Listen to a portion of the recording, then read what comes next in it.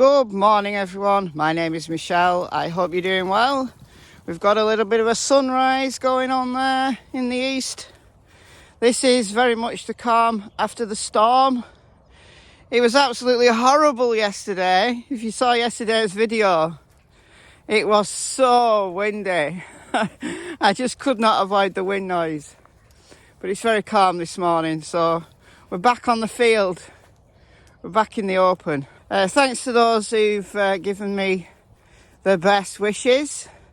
I'm not feeling very well at the moment. There's no Crime Stories Sunday today, as I said yesterday, because I've got a bad chest, I've got a cough, and Crime Stories Sunday episodes do take quite a while to film, and I'm just not feeling it. I'd have to stop every 2 minutes to cough, which is going to be the case with this video as well. But I've got to go out. It doesn't matter how ill I am, I've got to go out. I mean, Tilly doesn't mind so much, but Miss Cassie over there, she's a Springer Spaniel from working lines, you know. She's a worker. And if she didn't go for a walk, it would be a disaster. My house would be a disaster zone. So I've got to go out, but I'm only doing a short walk and just giving them the opportunity to blow off some steam. I've not got the Rona. I have done a test. I've not got the Rona. However, I have been in the company this week of somebody who tested positive for the Rona yesterday. Last time I had it in May, I tested negative on like 3 lateral flow tests, and it's only when I did a PCR that I got a positive result. I actually got an inconclusive result the first time. I had to do another one. So it took several days for me to get diagnosed. So I don't know whether it's going to be the same this time. I don't know whether it is the Rona. I've got a negative result, but I'm going to avoid people anyway. Not that that takes much effort, because my entire life I try to avoid people. Sorry guys, this intro is just me giving you a personal update. This is the start of the video, so welcome everyone. And in this video we are going to talk about someone. So let me preface this with a disclaimer that all of the information that I'm going to present is available in the media. It's available in public records. So I'm not doxing anyone. I'm not going to give any addresses, although I am going to name a couple of people. And I'm going to just present the facts. Yes, I'm going to give some opinion, but I want you to make up your mind how relevant this might be. My second caveat is TBI are aware of this guy. They are aware of him. If he's checked out and he's got an alibi, we don't know that. You know, Joe Public doesn't know that, because LE don't give updates when they clear someone. When someone's got an alibi that they've checked out, that they're confident with, they don't update people on that. So this guy could well have checked out and he's got a solid alibi.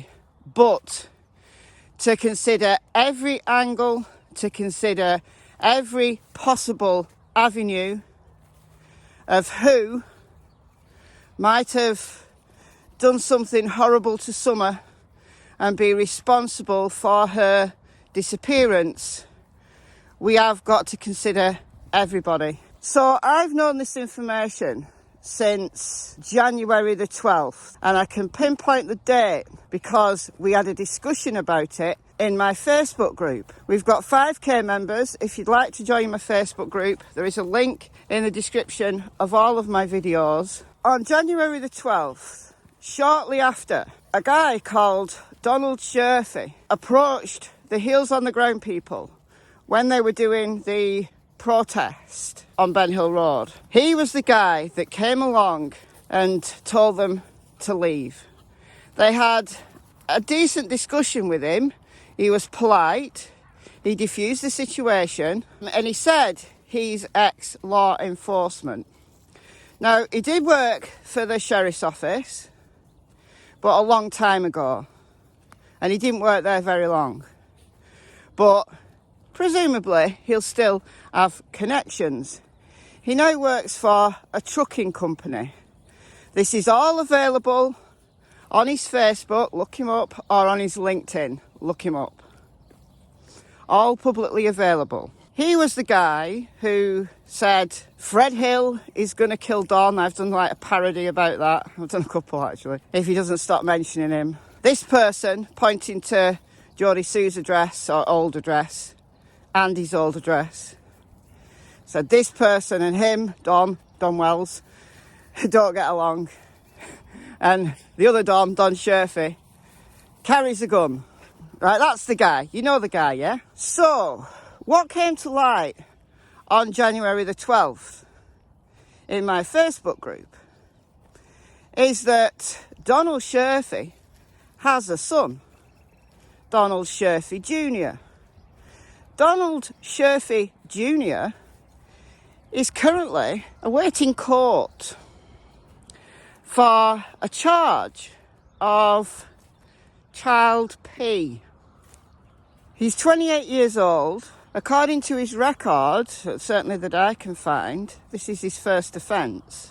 But it's a big offence. This is aggravated child exploitation. And he was caught through Instagram and Snapchat. So this guy has been curing photos or spreading photos, don't know the specifics, via social media.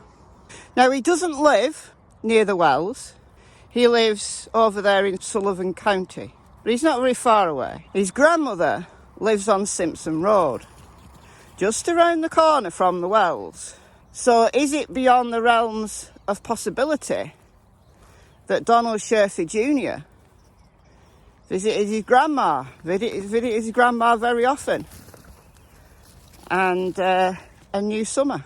His grandma's place is very close to the scent alerts, the Charles Bear footprints, very close. And the scent alert down at the creek there on Ben Hill Road, very close. We don't know how many other scent alerts there's been because LE hasn't updated us on any of this. We've heard from neighbours that these scent alerts happened.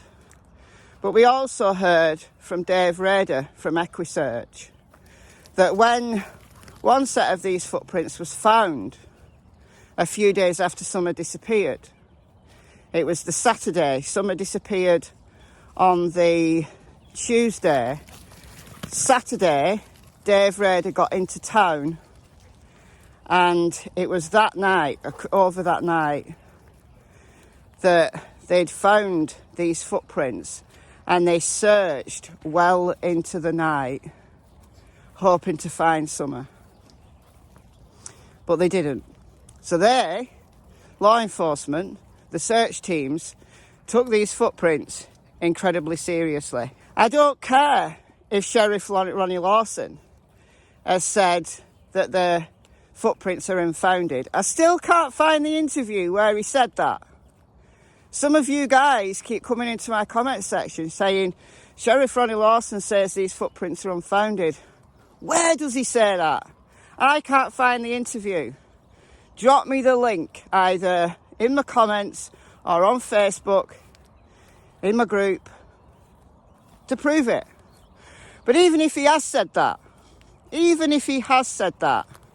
I don't believe what Sheriff Ronnie Lawson says.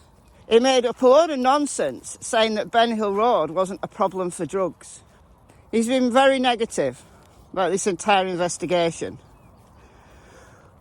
Why? Why has he been? Is it because he's got connections? Is it because he knows more? Now, I'm not into the conspiracy theories, so I'll leave that one there. But is it beyond the realms of possibility that Donald Sherfy Jr. was there on the 15th of June? Is it beyond the realms of possibility that he'd seen Summer on social media? knew about the wells, knew where Summer lived? Is it beyond the realms of possibility? I say again, if this guy has been cleared by Ellie, if this guy has got an alibi that's very solid, that we don't know about, that's fine. But we have to talk about everybody. We have to. And I've got a bad feeling about this guy. I've got a bad feeling about him. I've had a bad feeling about him since January the 12th. I said in a video this week that I watch, I observe, I wait. Now, cracking cases, Cam and Ali, and I know some of you guys who watch my channel don't like them, but they did a live yesterday about this guy. Cam and Ali have had the Rona, so they've not been keeping up with things. And they don't know that this guy has been mentioned before. I believe Scott H mentioned him in one of his lives, if I remember rightly. I've checked this guy out. What Cam and Ali said in their live last night is accurate. I did that research on January the 12th and just sat on it. As I said, the TBI are aware of this guy. So me sitting on it, me not naming him publicly, does nothing to jeopardise Summer's case. But it's interesting that Cam and Ali have done that research and got the same result.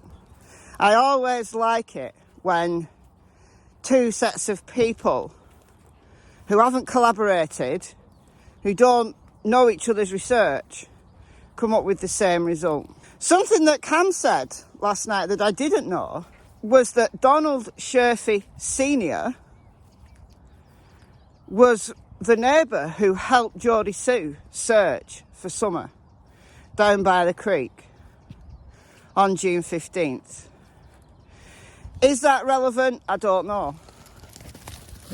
Because let's just imagine the scenario that his son is responsible for what happened to Summer. At that point in those early few hours, he might not have known that. He might still not know that. Or he might be covering up. He might be covering up for his son. It's not beyond the realms of possibility, is it? You know, his son is out on bail. Got arrested in May 2021, just a month before Summer got gone. Is it beyond the realms of possibility that this guy is involved in some way in the disappearance of Summer Wells? We know that people who are into child P, some of them go on to commit contact offences. It's part of the escalation. We know that these people are incredibly difficult to rehabilitate. That's why there's a register for these people. That's why Ellie keeps track of these people. So, hey, this way. Tilly. Look at her. Look at Tilly. Even like an absolute clown. Come on, Tilly. She's not barking, at least. Come here. Tilly. Right, walk with me for a bit. Come on. We know that some of these people escalate.